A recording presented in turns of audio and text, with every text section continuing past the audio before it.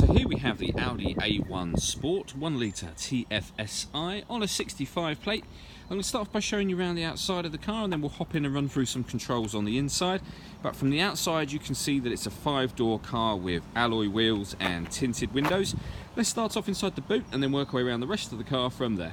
So as we approach the back of the car, you'll see we've got reversing sensors, plenty of boot space given the size of the car, along with a 60/40 split folding rear seat.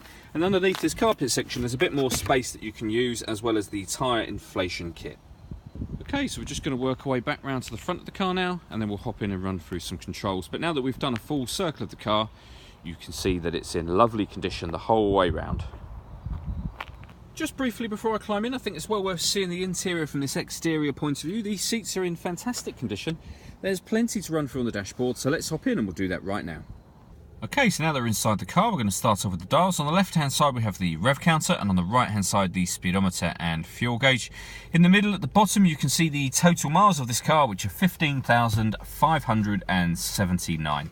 If we back out to the steering wheel, we've got buttons on the right hand side for the stereo and voice activation for the phone, and on the left hand side we have further stereo buttons and menu buttons. These menu buttons will change the information that's displayed up there.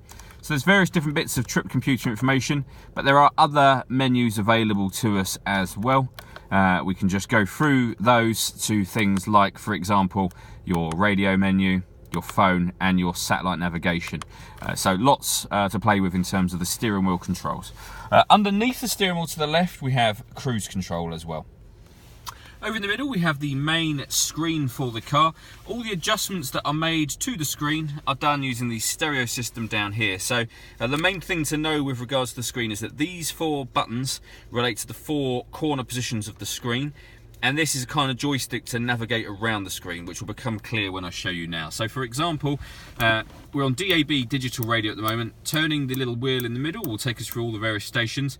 If we wanted to look at the different wave bands available to us, that's the top right hand corner. So we press the top right hand corner button and you can see we've got DAB radio, FM, and medium wave radio all available to us. Beyond that, there are a few other ways to listen to your music in this car. On the main stereo unit, if we press the media button, no device is connected at the moment, but if we press source, which is that top right hand corner again, it will show all the different ways in which we can listen to music. So we've got an SD memory card slot, jukebox, which is a multi-disc changer, we've got Bluetooth audio, and we've got a kind of a wireless connection as well available to us. Beyond that, this car's got satellite navigation. If we press the nav button, that will pop up on there. We can also pair up our phone as well to make and receive phone calls, and as I said, listen to that music as you drive along. This button here is for stop and start, so if you give that a push, it turns the system off. The car is designed to cut out in traffic to save you fuel. That's turning the system off, as I say.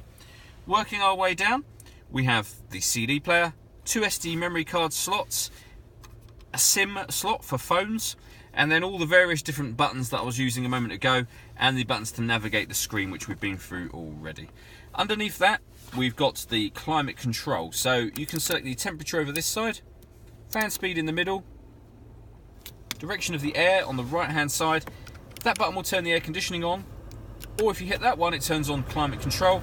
The car will take control of the fan speeds itself, which you can hear it doing, and you can override that just by simply readjusting the fan speed to your own setting.